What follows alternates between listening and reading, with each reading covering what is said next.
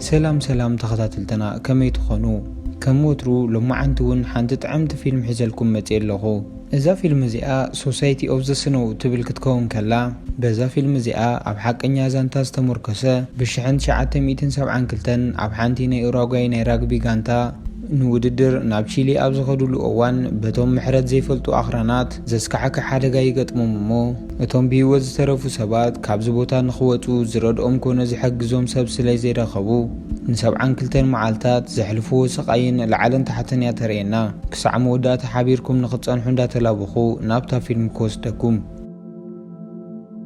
علتو تكمت 13 شعن شعاتة 270 كلتن كخون انكالو قول كريستال بمبال اتفلت ناي اوراغواي ناي راغبي ناي ودات غانتا اب تشيلي قطم سلازنبروم نخوادادرو نا بلين كاتو هلوينا نرئي مبزحتيهم كابزوم تصاوتي كاب هاجر وطيوم ويون ببلين تغعيزوم سلازي فلطو ازو غعزوزي ناي مجمرتوم سلازنبره عزيوم كهنطيو جمرو زتوسنو خابتوم نايتوم تصاوتو ولدون نخدقفوم مسوم حبيروم نابت بلين اتيوم نبرو بزي دما عزيوم تحقيسوم سلازنبرون اندا سحقون اندا علولون غعزوم يجمرو دحرز توسنو غعزو دما ابتي مس تشيلين ارجنتينان زواسبان عبي غوبوتات مس بصحو بلينوم بتدغاغامي كتناقنق جمرت حدا خابتوم منسياتون ناي ارجنتينا وعي نفاس مزي ناي زغوبو زحل نفاس سلازتغاچويو از بلين بتدغاغامي زناقنق زلو بمبال كرغاغوم يفتن انتخونه ግን እዞም መንእሰያት አዝዮም ፈሪሖምን ሰንቢዶምን ስለዝነበሩ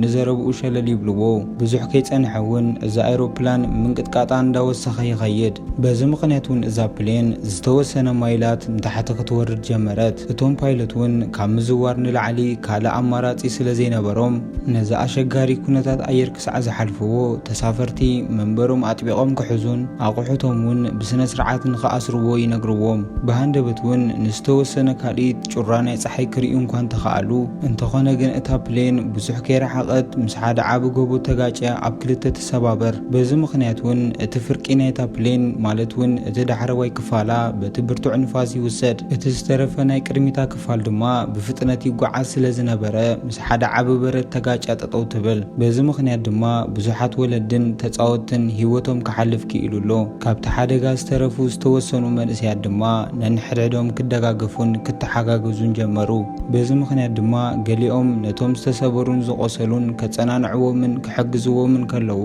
ገሊኦም ድማ ናብቲ ፓይለት ብምኻድ ህላውነቱ ከረጋግጹ ጀመሩ እንተኾነ ግን ፓይለቶም ዘለውን ዘይብሉን ሓይሊ ኣኻኺቡ ከዛረቦም እንኳን ተፈተነ ብሂወት ክተርፍ ግን ኣይከኣለን እቲ መራኸቢ ሬድዮውን ተበላሹ ስለዝነበረ ደው ኢሎም ሓገዝን ረድኤትን ክጽውዑ ይከኣሉን ኣብቲ ከባቢ ወፂኦምን ከእውዩ እኳ ተጀመሩ ወልሓደ ዝረድኦም ሰብ ክረኽቡ ግን ኣይከኣሉን ድሕሪ ዝተወሰነ ሰዓታት እውን ሙቐት ናይቲ ከባቢ እንዳጠፍአ ዛሕሊ እንዳገደደ ይመጽእ ብፍላይ ኣብቲ ኣጋምሸት ዛሕሊ እንዳገደደ ስለዝመጽእ በቶም ዝሞቱ ሬሳን በቲ ቦርሶኦምን ገይሮም ነቲ ናይቲ ኣየር ቀዳድ ክሽፍንዎ ጀመሩ ነቲ ዛሕሊ ክጻወርዎ ስለዘይከኣሉ ግን ነንሕድሕዶም ተሓቋቒፎም ይድቅሱ ምስተወሰኑ ካብቶም መንእሰያት ይበኺዩን ይጭነቁን ስለዝነበሩ ነንሕድሕዶም ክጻናንዑን ክደጋገፉን ጀመሩ ዝተወሰኑ ካብቶም መንእሰያትን እቲ ከቢድ ዛሕሊ ምጽዋር ስለዝሰኣኑ ክሳዕ ንግሆ ብሂወት ክተርፉ ይከኣሉን ፀሓይ ምስ ወፀት እውን እቶም ብሂወት ዝተረፉ መንእሰያት ካብቲ አይሮፕላን ብምውፃእ ዘወር እንዳበሉ ኣከባቢኦም ክሪኡ ጀመሩ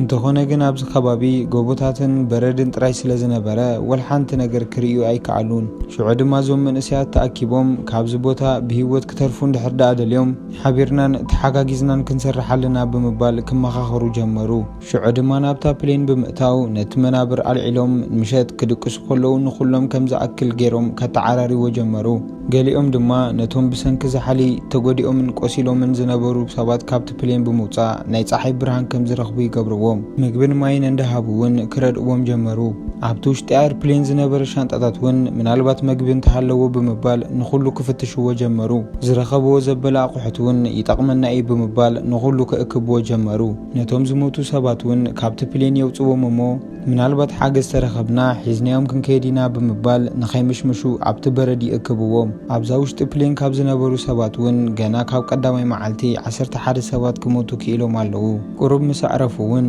ካብቲ ዝረኸብዎ ምግቢ ክበልዑ ጀመሩ ክሳዕ መዓስ ኣብዚ ቦታ ከም ዝፀንሑ ስለ ዘይፈለጡ እውን እንዳቆጠቡ ክበልዑ ጀመሩ። ብሃንደበት እውን ድምፂ ናይ ኣውሮፕላን ብልዕሊኦም ክሓልፍ ከሎ ይሰምዑ እሞ ክፅውዑን ምልክት ክገብሩን ጀመሩ።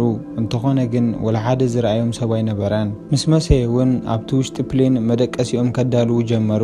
ነቲ ፍኒስትራን ቀዳድን ናይቲ ፕሌን በቲ ባልጃታት ገይሮም ክሽፍንዎ ከለዉ ንሶም ድማ በቲ ኣብቲ ሻንጣ ዝረኸብዎ ኣንሶላ ኮነ ሽጎማኖ ተሸፊኖም ተሓቋቂፎም ይድቅሱ።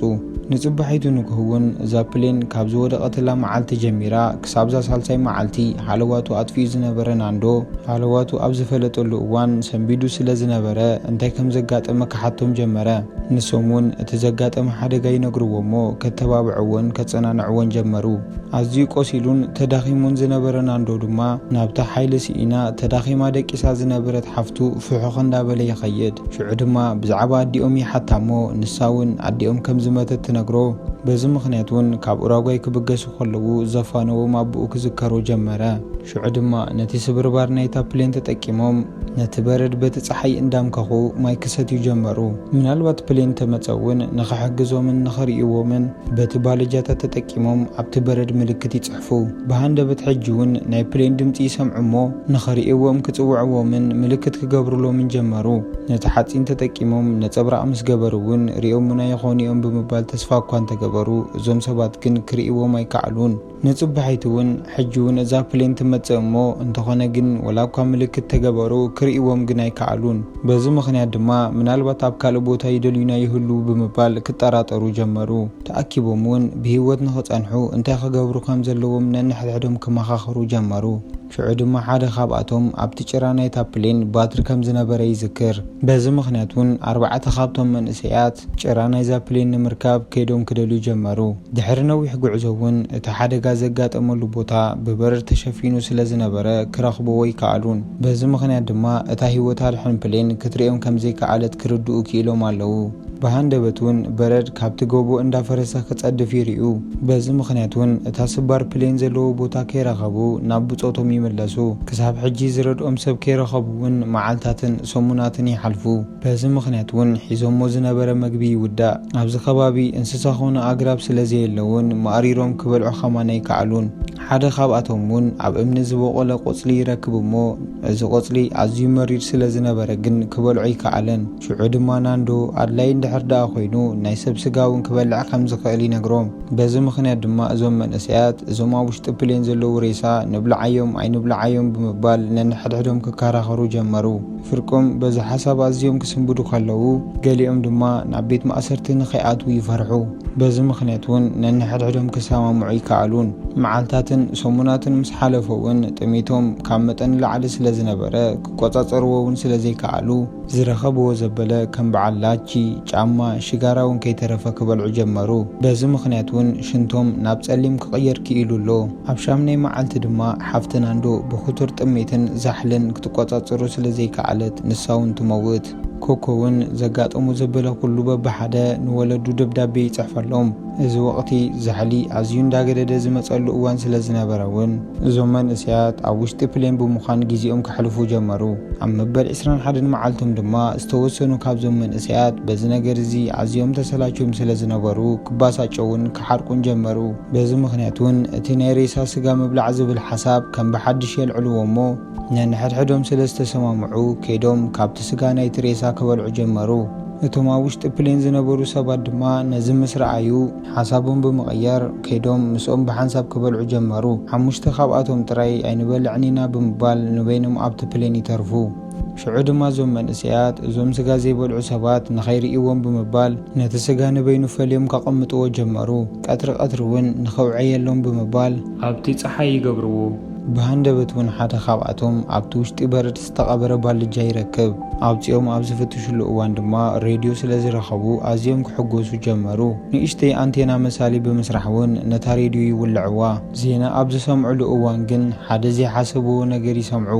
መንግስቲ ኡራጓይ ን66 ግዜ ዝኣክል ሂወት ኣድሕን ፕሌን ሊኢኹ እኳ እንተነበረ ወላ ሓደ ድሃይ ክረክብ ስለ ዘይከኣለ ተስፋ ከም ዝቆረፀን ካብ ሎሚ ንድሓር እውን ወላ ሓንቲ ሂወት ኣድሕን ፕሌን ከም ዘይልእኽን መግለፂ መግለፂ ክህብ ከሎ ይሰምዑ ነዚ ምስ ሰምዑውን እዞም መንእሰያት ኣዝዮም ተስፋ ስለ ዝቆረፁ ተወሳኺ ናይ 4 ሰባት ስጋ ይበልዑ ንጽባሒት እውን 3 ካብቶም መንእሰያት ነታ ስባር ናይታ ፕሌን ንምድላይ ጉዕዞኦም ይጅምሩ ድሕሪ ነዊሕ ጉዕዞ እውን ዝተወሰነ ናይ ኣውሮፕላን ስባርን ዓስከሪንን ይረኽቡ እሞ ንእሽተይ ተስፋ ስለ ዝረኸቡ ሕጂ እውን ምድላዮም ይቐጽሉ እንተኾነ ግን ናብቲ ጎቦ ኣብ ዝሓኽሩሉ ሰዓት እቲ በረድ ሸተት የብሎም ስለ ዝነበረ እቲ ኣየር እውን ከቢድ ዝኾነ ንፋስን ዝሓልን ስለ ዝነበረ ጉዕዞኦም ኣዝዩ ፈታኒ ነበረ ምሸት እውን ብርቱዕ ዝኾነ ዝናብ ይዘንብ እሞ ሰለስቲኦም ተደራሪቦም ኣብ ርእሲ ተሓቋቒፎም ይድቅሱ ንጽባሒት እውን ብበረድ ተሸፊኖም እንኳን ተነበሩ ሰለስቲኦም ግን ብህይወት ተሪፎም ኣለዉ እንተኾነ ግን ሓደ ካብኣቶም ዓይነ ስውር ክኸውን እንከሎ ሓደ ካብኣቶም ድማ ኣዝዩ ተዳኺሙን ሓይሉ ወዲኡን ነበረ በዚ ምኽንያት ድማ በቲ ዝረኸቡ ናይ ኣውሮፕላን ስባር ተጠቂሞም ሰለስቲኦም እንዳተንሸራተቱ ናብቲ ብጾቶም ዝነበርዎ ቦታ ይመለሱ ናብ ኣዕርኽቶም ኣብ ዝተመለሱሉ እዋን ድማ እቲ ስጋ ዘይበልዕ ዝነበረ ዓርኮም ሕጂ ግን ስጋ ክበልዕ ከም ዝጀመረ ይርዩ ኣብ መበል 17 መዓልቲ ድማ እዚ ኩነታት ኣየር ኣዝዩ ኣሸጋርን ከቢድን ስለ ዝነበረ ን5 መዓልቲ ዝኣክል ካብቲ ውሽጢ ፕሌን ክወፁ ይከኣሉን በዚ ምኽንያት ድማ ንኸይስልችዎም ነንሕድሕዶም ካዕልሉን ክዘናግዑን ጀመሩ ብሃንደበት ግን ከቢድ ዝኾነ ህቡብላ በረድ ይለዓሉ እሞ ንዕኦምን ፕሌኖምን ንውሽጢ ይቐብሮም ሓደ ካብኣቶም እውን ካብቲ ውሽጢ ፕሌን ይወፅእ እሞ ኩነታት ኣየሩ ኣዝዩ ከቢድ ከም ዝኾነ ይርኢ እቶም ኣብ ውሽጢ ዝነበሩ መንእሰያት ድማ ንኽወፁ ክእውዩን ፈሓተርተር ክብሉን ጀመሩ ሽዑ ድማ በብሓደ እንዳሰሓበ ከውፅኦም ጀመረ ኣብቲ ውሽጢ በረድ ብሓይሊ ተቐቢሮም ስለ ዝነበሩ ግን ብቐላሉ ከውፅኦም ኣይከኣለን ሕሉፍ ሓሊፍዎ እውን እቲ በረድ ንኽመክኽ ኣብ ልዕሊኦም ክሸይን ጀመረ ድሕሪ ነዊሕ ስቓይን ላዕልን ታሕትን እውን ብዘይካ ሓንቲ ካብኣቶም ኩሎም ብሂወት ክወፁ ክኢሎም ኣለዉ ኣብ ውሽጢ ተቐቢራ ስለ ዝነበረት ብሂወት ክትተርፍ ኣይከኣለትን ብሃንደበት ሕጂ እውን ኣዝዩ ከባድ ዝኾነ ህቦብላ በረድ ይመጽእ እሞ ሕጂ እውን መሊሱ ይቐብሮም በዚ ምኽንያት እውን ዝተወሰኑ ካብዞም መንእሰያት ህይወቶም ይሓልፍ እቶም ዝተረፉ ዝተወሰኑ መንእሰያት ድማ ነቲ በረድ እንዳንኮሉ መተንፈሲ ኣየር ክደልዩ ጀመሩ ካብዚ ንኽወፁ ኣማራፂ ስለ ዘይነበሮም እውን ኩሎም ተኣኪቦም ክጽልዩ ጀመሩ ድሕሪ ዝተወሰኑ ሰዓታት ድማ ነቶም ዝሞቱ 8 ሬሳ ናብ ሓደ ፀጋዕ ክእክብዎም ጀመሩ ኣብ መበል 18 መዓልቶም እውን ንክልተ መዓልቲ ዝኣክል ኣብዚ ውሽጢ በረድ ተቐቢሮም ስለ ዝነበሩ ጥሜቶም እንዳገደደን ክሕምሞም እውን ጀመረ ካብዚ ስጋ ናይዞም ሬሳ ካብ ምብላዕ ንላዕሊ ካልእ ኣማራፂ ስለ ዘይነበሮም ኣዝዮም ክጭነቑ ጀመሩ እንተኾነ ግን ገጾም እንዳረኣዩ ክበልዕዎም ኣይከኣሉን ምክንያቱ ድማ መን ምዃኑ ስለ ዝፈልጡ ኣዝዮም ክጭነቑ ጀመሩ በዚ ምክንያት ድማ ኑማ ብሕርቃን ዝተላዕለ ካብዚ መቓብር ንኽወፁ ክኩዕት ጀመረ እንዳኳዓተ ከሎ እውን ብሃንደበት ስባር ናይቲ ቤትሩ እግሩ ይቆርጾ እንተኾነ ግን ኣማራፂ ስለ ዘይነበሮ ቃንዝኡ ተፃዊሩ ምኹዓቱ ይቕጽል ኣብ መወዳእታ ግን ኣብ መበል 20 መዓልቶም ከውፅኦም ዝኽእል ጉድጓድ ስለ ዝኳዓቱ ኩሎም በብሓደ ካብቲ ጉድጓድ ክወፁ ጀመሩ ብሂወት ካብዚ ጉድጓድ ስለ ዝወፁ እውን ኩሎም እንዳተሓቋቐፉ ሓጎሶም ክገልጹ ጀመሩ ድሕሪ ዝተወሰነ ደቂቁን እዞም መንእሰያት ተኣኪቦም ኣብቲ ውሽጢ በረድ ተቐቢሩ ዝነበረ ፕሌንን ሬሳታትን ንኸውፅኡ ክኩዕቱ ጀመሩ ብሃንደበት እውን ኑማ ብሰንኪ ዝዝሓልን በረድን ዘይተሰምዖ ዓብ ቁስሊ ኣብ እግሩ ከም ዝነበረ ይርኢ እንተኾነ ግን ንቁስሉ ሸለል ብምባል ስርሑ ይቕጽል ድሕሪ ነዊሕ ምኹዓትን ላዕልን ታሕትን እውን ፀሓይ እውን ነቲ በረድ ከተምክኸሎም ስለ ዝጀመረት ነታ ፕሌን ካብቲ ተቐቢራትሉ ዝነበረት ጉድጓድ የውፅእዋ በዚ ምኽንያት እውን ንእሽተይ ተስፋ ስለ ዝረኸቡ ሕጂ እውን ነታ ዝጠፍአት ፍርቂ ክፋል ናይቲ ኣውሮፕላን ንኽደልዩ ሓሳብ የምፅኡ እንተኾነ ግን እቲ ከቢድ ዝኾነ ናይ ለይቲ ዝሓልን በረድን ስለ ዘስግኦም ደፊሮም ክኸዱ ስለ ዘይከኣሉ እንታይ ክገብሩ ከም ዘለዎም ነንሕድሕዶም ክዘራረቡ ጀመሩ በዚ ምኽንያት እውን ኣብ ዝመጽእ ቀረባ መዓልታት ወቕቲ ሓጋይ ስለ ዝኣቱ ንዝተወሰነ መዓልታት ኣብዚ ንኽጸንሑ ተሰማምዑ ኣብ መበል 34 መዓልቶም እውን እቶም ካብ መጀመርታ መዓልቲ ተጸሊእዎም ዝነበረ ክልተ ኣሕዋት ሕማሞም እንዳገደዶም ይመጽእ እቶም ሕክምና ዝተምሃሩ መንእሰያት እውን ወልሓንቲ ክገብሩ ከም ዘይክእሉ ስለ ዝፈለጡ ስቕ ኢሎም ንኽሪእዎ ተገደዱ በዚ ምኽንያት እውን ኮኮ ኣብ ሳንቡኡ ማይ ዓቑሩ ስለ ዝነበረ እዞም ምስኡ ዝነበሩ ይዕረኽቱ እውን ወላ ሓደ ናይ ሕክምና ረድኤትን ሓገዝን ክገብሩሉ ስለ ዘይከኣሉ ህይወቱ ክሓልፍ ክኢሉሎ ነትሬሳ ኣብ ዘውፅሉ እዋን ድማ ነቲ ናብ ወለዶም ዝፅሕፎ ዝነበረ ደብዳቤ ይረኽብዎ እሞ ከም ሓደራ መልክዕ ብስነ ስርዓት የቐምጥዎ። ኣብ መበል 36 መዓልቶም እውን እቲ ኩነታት ኣየር እንዳተመሓየሸ ስለ ዝመፀ እዞም መንእሰያት ክዳኖም ደራሪቦም ምድላዋቶም ኣጻፊፎም ነታ ዝጠፍአት ፕሌን ንኽደልዩ ተመራሪሖም ጉዕዞኦም ይጅምሩ። ድሕሪ ዝተወሰነ ጉዕዞ ድማ ኑማ እቲ ዓንተው ይርእይዎ ግን ከዓ ሸለል ዝበሎ ቁስሊ ካብ መጠን ንላዕሊ ስለ ዘሕመሞ ክፃወሮውን ስለ ዘይከኣለ ጽሩሩ ኢልዎ ይወድቕ። ቀሪቦምን እግሩ ኣብ ዝርእይሉ ሰዓት ሕማሙ እንዳገደደ ስለ ዝመጽእ ካብዚ ንላዕሊ እውን ክፃወሮ ስለ ዘይክእል ንድሕሪት ተመሊሱ ኣብታ ፕሌን ክጸንሖም ከም ዘለዎ ይነግርዎ። ንኽወስድዎ ኣብ ዝሽከሙሉ ሰዓት እውን ኑማ በይኑ ክኸይድ ከም ዝኽእልን ንሶም ድማ መንገዶም ክቐጽሉ ከም ዘለዎምን ይነግሮም። ኑማ እውን ቃንዝኡ ተፃዊሩ እንዳሓንከሰ ናብቲ ፕሌን ኣብ ዝበፅሓሉ እዋን ርእሱ ይስሕት እሞ ይወድቕ። ድሕሪ ዝተወሰነ ሰዓታት እውን ኑማ ሃለዋቱ ኣብ ዝፈለጠሉ እዋን ሓደ ካብቶም ተሳፈርቲ ብስምባደ ሃለፍልፍ እንዳበለ ክመውት ከሎ ይርኢ። ንጽባሒቱ እውን ነቲ ተሸፊኑ ዝነበረ በረድ እንዳኳዓቱ ከለዉ ኑማ ንኽሕግዞም ይሓስብ። እንተኾነ ግን ኣዝዩ ተዳኺሙን ሓይሉ ወዲኡን ስለ ዝነበረ ወላሓንቲ ክገብር ኣይከኣለን። በዚ ምኽንያት እውን ሸኽምን ጥቕሚ ኣልቦኔ ብምባል ክሓስብ ጀመረ። ብሃንደበት እውን እቶም ከይዶም ዝነበሩ 3 መንእሰያት ሓደ ዓብ ዜና ሒዞም ይምለሱ። ነታ ፕሌን ኣብ ዝረኸቡላ ሰዓት ድማ ብዙሕ ባልጃታት ይረኽቡ። ኣብቲ ውሽጢ ባልጃ እውን ጽሩይ ክዳን፣ ዝስተ ማይ፣ ሽጋራን ቸኮሌትን ዝመሳሰሉ ነገራት ይረኽቡ። ነቲ ቀንዲ ዝደልይዎ ዝነበሩ ባትሪ ሒዞም እውን ናብ ብጾቶም ይምለሱ። ሽዑ ድማ ነታ ዝተበላሸወት ሬድዮ ክዕርይዋ ጀመሩ። ድሕሪ ዝተወሰነ ፈተነ እውን ንእሽተይ ድምፂ ክሰምዑ ጀመሩ። በዚ እውን ኣዝዮም ይሕጎሱ እሞ እንተኾነ ግን ወላሓደ ዝምልሰሎም ሰብ ስለ ዘይነበረ መሊሶም ክባሳጨው ጀመሩ። ክሳብ ሕጂ መልሲ ከይረኸቡውን መዓልታት ይሓልፍ። ብሰንኪ ዝነበረ ከቢድ ዛሕልን በረድን እውን እዞም መንእሰያት ካብ ፕሌኖም ክወፁ ኣይከኣሉን። እቲ ብቃንዛ ዝሳቐ ዝነበረ ኑማ እውን ቁስሉ ናብ ስግኡ እንዳተስፋሕፍሐ ክኸይድ ጀመረ። እቲ ሒዞሞ ዝመፁ ምግቢ እኹል ስለ ዘይነበረ ድማ በሊዖም ምስ ወድኡ ኣማራፂ ስለ ዘይነበሮም ተመሊሶም ስጋ መብልዖም ይጅምሩ። ካብቲ መጀመርታ ሕጂ እንዳለመድዎ ስለ ዝመፁ እውን ብዙሕ ኣይተሸገሩን። ኑማ እውን መሟትያ ኣይተርፈንን ኢሉ ስለ ዝሓሰበ ከይበልዐ ንብፆቱ ከካፍሎም ጀመረ። ነቲ ራድዮ ንኽዕርይዎ እውን ብዙሕ ይቃለሱ። እንተኾነ ግን ሾርት እንዳገበረ የሸግሮም ስለ ዝነበረ ምዕራዮም ይገድፍዎ። ኣብታ ፕሌን ብሂወት ዝተረፉ መንእሰያት እውን ኩሎም በብሓደ ሽሞም ክጽሕፉ ጀመሩ።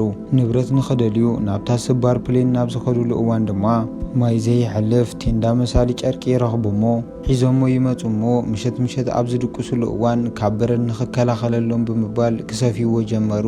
ተኣኪቦም እንዳዕለሉ ከለዉ ድማ ሬድዮም ክሳብ ሕጂ ትሰርሕ ስለ ዝነበረት ሓደ ዝሐጉስ ዜና ይሰምዑ።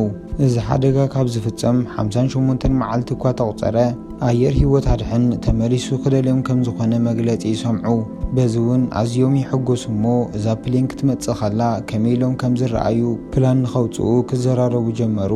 እንተኾነ ግን ክሰማምዑ ስለ ዘይከኣሉ ነንሕድሕዶም ክጨቃጨቁ ጀመሩ። በዚ ምኽንያት እውን ፍርቆም ነቶም ሂወት ኣድሕን ኣብዚ ቦታ ኮይኖም ክጽበይዎም ክሓስቡ ከለዉ እዞም ፍርቆም ድማ እዚ ዘለዎ ቦታ ኣዝዩ ትሑት ስለ ዝኾነ ናብቲ ጫፍ ጎቦ ክወፁ ከም ዘለዎም ክዛረቡ ጀመሩ። ብሕርቃን ውድ ሮበርት ነቲ ዝድቅሱሉ ቴንዳ የቐዶ። ሽዑ ድማ እዞም መንእሰያት ተኣኪቦም እዛ ሂወት ኣድሕን ፕሌን ኣብ ትመፀሉ እዋን ድምፂ ናይ ዑፍ ንኸውፅኡ ተሰማምዑ። ብሃንደበት እውን ካሜራ ይረኽቡ እሞ ዝተወሰነ ስእሊ ክሰኣሉ ጀመሩ። በታ ምሸት እቲኣ እውን እቲ ኣብ ከቢድ ሕማምን ቃንዛን ዝነበረ ኑማ ካብዛ ለይቲ እዚኣ ከም ዘይሓልፍ ስለ ዝተረድኦ ሬስኡ ንኽበልዕዎ ይነግሮም። በታ ለይቲ እቲኣ እውን ኑማ ሂወቱ ይሓልፍ። ኣብ ኢዱ እውን ንብጻይካ መስዋእቲ ካብ ምዃን ዝበልጽ ፍቕሪ የለን ዝብል ጽሑፍ ይረኽቡ። ነዚ ዘንበቡ ይዕረክቱ እውን ነዚ ምስ ረኣዩ ክዳውንቶም ደራሪቦም ስንቆምን ዝድቅስሉ ቴንዳን ሒዞም ጉዕዞኦም ይጅምሩ። ብሸነኽ ደቡብ ገይሮም እውን ናብ ቺሌ ንኽኣትዉ ጉዕዞኦም ይጅምሩ። ምሸት ከቢድ ዝኾነ ንፋስን ዛሕልን ስለ ዝነበረ እውን ኣብ ትሕቲ ጎቦ ጉድጓድ ኩዒቶም ነቲ ሒዞሞ ዝነበሩ ቴንዳ ብምዝርጋሕ ይድቅሱ። ንጽባሒቱ ንግሆ እውን ሻንጥኦም ሒዞም ጉዕዞኦም ኣብ ዝጀመሩሉ እዋን ናብቲ ጫፍ ናይቲ ጎቦ ኣብ ዝበጽሑሉ ግዜ ካልእ ዝጽበዮም ብዙሕ ጎቦታት ከም ዘለዉ ምስ ረኣዩ ተስፋ ክቆርጹ ጀመሩ። ዝሓዝዎ መግቢ እኹል ስለ ዘይኮነ እውን በዚ ምኽንያት ሓሳቦም ንኽቕይሩ ይሰማምዑ። እንተኾነ ግን ቲንቲን ንድሕሪት ክምለስ ከም ዝኾነን ነቲ ዝሓዝዎ ምግቢ ንኽልቲኦም ቆጢቦም ንኽጥቀምዎ ይነግሮም። በዚ ምኽንያት እውን ናንዱን ሮበርትን ብምዃኑ ጉዕዞኦም ይቕጽሉ። መንገዶም ኣዝዩ ከቢድ እንኳ እንተነበረ ድሕሪ ነዊሕን ፈታንን ጉዕዞ ግን በረድ ናብ ዘይርከቦ ቦታ ይበጽሑ ናይ ናንዶ ጫማ ተበንጢሱ ስለ ዝነበረ ግን ሮበርት ይኣስረሉ እሞ ከም ብሓድሽ ጉዕዞኦም ይቕጽሉ። በታ ምሸት እቲኣውን ሮበርት ክሕሞን ከምልሶን ጀመረ። ናንዶ እውን ኣብ ጥቑ ብምዃን እንዳጸናንዑን እንዳበረታትዖን ንጽባሒቱ ጉዕዞኦም ይቕጽሉ። ድሕሪ ዝተወሰነ ጉዕዞ እውን ውሑጅ ይረኽቡ እሞ ዝተማይ ስለ ዝረኸቡ ኣዝዮም ክሕጎሱ ጀመሩ። ኣብ ስግር እቲ ሩባ እውን ሓደ ሰብኣይ ኣብ ፈረሱ ኮይኑ ክሪኦም ጀመረ። ነዚ ምስ ረኣዩ እውን ንኽረድኦም ክሓትዎ ጀመሩ። እንተኾነ ግን ድምፂ ናይቲ ውሑጅ ስለ ዝሸፈኖ እንታይ ይዛረቡ ከም ዝነበሩ ክሰምዖም ኣይከኣለን። በዚ ምኽንያት እውን ኢዶም ከወዛውዙሉን ምልክት ክህብዎን ጀመሩ። ክርድኦም ስለ ዘይከኣለ ግን ጽሒፎም ንኽሰድሉ ርሳስን ወረቐትን ይስንድወሎም። ሽዑ ድማ ተቐቢሎም መንነቶምን ኣመጻጽኦምን ጽሒፎም ይህብዎ። ነዚ መሰንበበ እውን ብቁልጡፍ ብምኻድ ሞባይል ክድውል ይጅምር። እዚ መልእኽቲ ናብቶም ህይወት ኣድሕን ምስ በጽሐ እውን ሓድሽ ፕላን ከውፅኡ ይጅምሩ። እቲ ሰብኣይ እውን ናብ በዓል ሮበርት ተመሊሱ ንኽልቲኦም ሒዝዎም ናብ ገዝኡ ይኸይድ። ኣዝዮም ጠምዮም ከም ዝነበሩ ስለ ዝፈለጠ እውን ዝብላዕን ድስተን ይህቦም። ድሕሪ ዝተወሰነ ደቂቕ ብዙሓት ጋዜጠኛታት ናብቲ ቦታ ይመጹ እሞ ንበዓል ሮበርት ክሓትዎም ይጅምሩ። በዓል ሮበርት እውን ዘጋጠሞም ኩሉ ኣብ ዝዛረቡሉ እዋን እቶም ኣብታ ፕሌን ዝተረፉ ብጾቶም ነዚ ነገር እዚ ምስ ሰምዑ ኣዝዮም ክሕጎሱ ጀመሩ። ህይወት ኣድሕን ክመጹ እዮም ኢሎም ተስፋ ስለ ዝገበሩ እውን ክጸራረዩን ንብረቶም ክጥርንፉን ጀመሩ። ከም መዘከርታ ንኽኾኖም እውን ናይቲ ኣይሮፕላን ስብርባር ከይተረፈ ይጥርንፍዎ። ሽዑ ድማ ህይወት ኣድሕን ሄሊኮፕተራት ናብ በዓል ሮበርት ይመጻ እሞ ናብቲ ብጾቶም ዘለዎ ቦታ ንኽመርሕዎም ሒዞሞም ይኸዱ። ናብ ብጾቶም ኣብ ዝበጽሑሉ እዋን ድማ ነተን ሄሊኮፕተራት እንዳረኣዩ ብተሓጓስ ክበኽዩ ጀመሩ። ካብታ ሙሉእ ኣይሮፕላን ድማ 16 ሰባት ጥራይ ብህይወት ክምለሱ ክኢሎም ኣለዉ። ናብ ዓዶም ኣብ ዝተመለሱሉ እዋን ድማ ምስቶም ብናፍቆት ክጽበይዎም ዝቐነዩ ስድራ ቤቶም ይረኸቡ እሞ ተሓቋቒፎም ክበኽዩ ጀመሩ። ንጽባሒቱ እውን ናብ ሆስፒታል ከይዶም ሕክምና ንኽግበረሎም ይኸዱ። ህዝቢ ናይታ ከተማን ጋዜጠኛታት እውን ከመጉስዎም ጀመሩ። ኣዝዮም ተዳኺሞም ስለ ዝነበሩ እውን ነንሕድሕዶም ክተሓጻጸቡ ጀመሩ። ብዛዕባ ዘሕለፍዎ ከቢድ ግዜ እንዳዘከሩ እውን ክጸናንዑ ጀመሩ። ብዝተገበረሎም ሕክምና እውን ናብ ነብር ጥዕንኦም ክምለሱ ክኢሎም ኣለዉ። ንሎማዓንቲ ሒዘልኩም ዝመጻኹ ፊልም ነዚኣ ትመስል። ኣብ ቀጻሊ ካብዚኣ ትጥዕም ፊልም ክሳዕ ንራኸብ ሰሰናዩ እንዳተመነኹ ነዛ ቻነል ሓደሽቲ እንተኾንኩም ሰብስክራይብ ምግባር ከይትርስዑ። ኣብ ቀጻሊ ክሳዕ ንራኸብ ቻው።